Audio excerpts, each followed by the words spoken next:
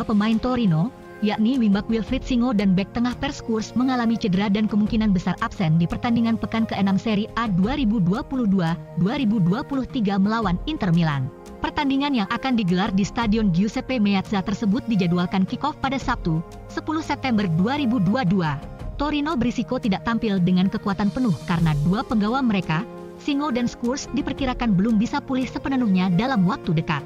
Sebagaimana dilansir Gazzetta dello Sport, bahwa Singo belum pulih dari cedera otot yang membuatnya absen dalam beberapa pertandingan terakhir, sedangkan Schuurs, yang baru direkrut Torino dari Ajax sebagai pengganti Bremer di jantung pertahanan, juga mengalami cedera pergelangan kaki saat melawan Lecce pada Senin kemarin.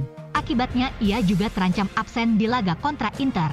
Selain itu, kubu Granata juga tidak akan bisa didampingi oleh pelatih mereka, Ivan Juric, saat melawan Inter karena terinfeksi pneumonia.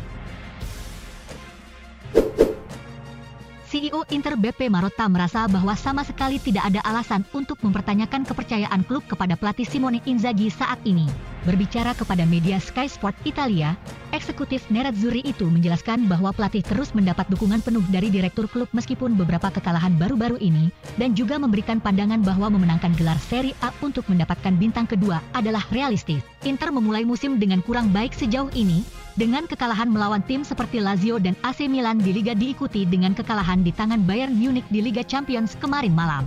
Hal ini bahkan menimbulkan 1-2 pertanyaan tentang kelayakan posisi pelatih Inzaghi, meskipun kontraknya baru saja diperpanjang selama musim panas. Ditanya apakah Inzaghi masih memiliki kepercayaan dari klub, Marotta menjawab dengan tegas, tentu saja, Inzaghi melakukan pekerjaan dengan baik, dia tahu bagaimana mengelola tim dengan sangat baik dan tahu bagaimana melatih mereka dengan cara yang benar.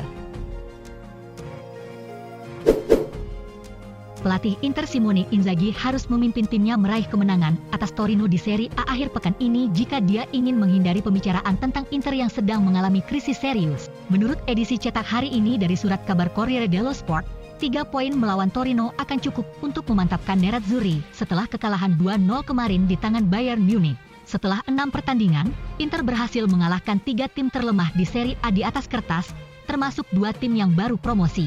Sementara kalah dari 2 rival langsung di Liga sebelum dihancurkan oleh Bayern di Liga Champions. Tim Inzaghi belum meyakinkan, meskipun mungkin masih terlalu dini untuk benar-benar mengatakan bahwa Inter berada dalam krisis mengingat tidak ada cukup waktu dan bukti untuk menilai mereka sepenuhnya. Namun, jika Inter tidak meraih 3 poin dari pertandingan Serie A hari Sabtu melawan Torino di San Siro, maka itu akan membuat posisi Inter di klasemen Liga menjadi benar-benar tidak nyaman dan memperdalam pertanyaan tentang performa mereka. Sesuatu yang sangat ingin dihindari oleh sang pelatih. Striker Inter Romelu Lukaku tidak berniat untuk kembali ke Chelsea setelah 1 musim dipinjamkan ke Nerazzurri meskipun Thomas Tuchel dipecat sebagai pelatih kepala oleh klub Liga Premier itu. Menurut edisi cetak hari ini dari surat kabar Gazzetta dello Sport, sikap pemain berusia 29 tahun itu tetap sama seperti biasanya dan kepergian Tuchel dari Chelsea tidak mengubah apapun. Hubungan buruk antara Lukaku dan Tuchel sudah tersebar, dan telah dilaporkan secara luas menjadi salah satu faktor utama yang membuat sang striker merasa bahwa situasinya di ibu kota Inggris tidak dapat dipertahankan dan mendorong untuk kembali ke Inter. Secara teknis, Gazzetta mencatat, Lukaku berbebas bersyarat kembali ke Inter karena kontraknya masih dimiliki oleh Chelsea, tetapi menurut surat kabar itu, dia sangat tidak mungkin ingin kembali ke Chelsea pada akhir musim terlepas dari fakta bahwa Tuchel sudah pergi. Wingback Inter, Robin Gosens, merasa rumor transfer yang mengaitkannya dengan tim Bundesliga Bayer Leverkusen menjelang akhir jendela transfer musim panas dibesar-besarkan oleh media.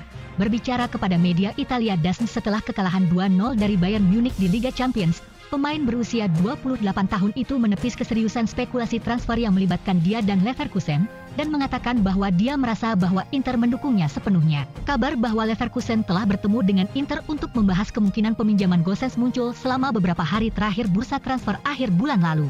Laporan lebih lanjut menyatakan bahwa sang pemain dapat menerima kepindahan tersebut dan bahwa Inter mendengarkan tawaran, tetapi pada akhirnya tidak ada yang terjadi karena tim Jerman itu tidak bersedia membuat tawaran yang akan diterima Nerazzurri. Berita itu sedikit dibesar-besarkan oleh pers, kata Gosens tentang tautan tersebut. Saya tidak ingin mengatakan lebih banyak tentang itu. Saya merasakan kepercayaan penuh klub pada saya. Mantan bek Inter Fabio Galante percaya bahwa kritik yang diterima Kapten Nerazzurri saat ini, Samir Handanovic, terlalu berlebihan.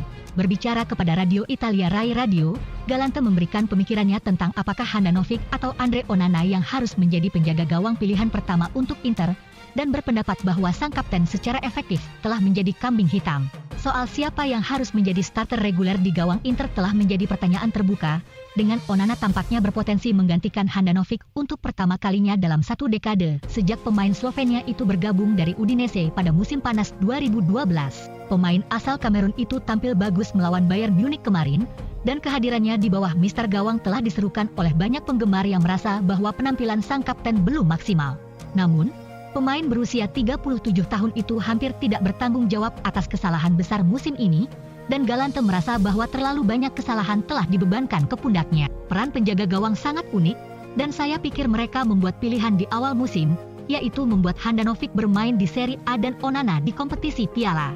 Ketika Anda kebobolan gol, kesalahan biasanya jatuh ke pertahanan secara keseluruhan, tetapi harus dikatakan bahwa Handanovic memiliki target di punggungnya.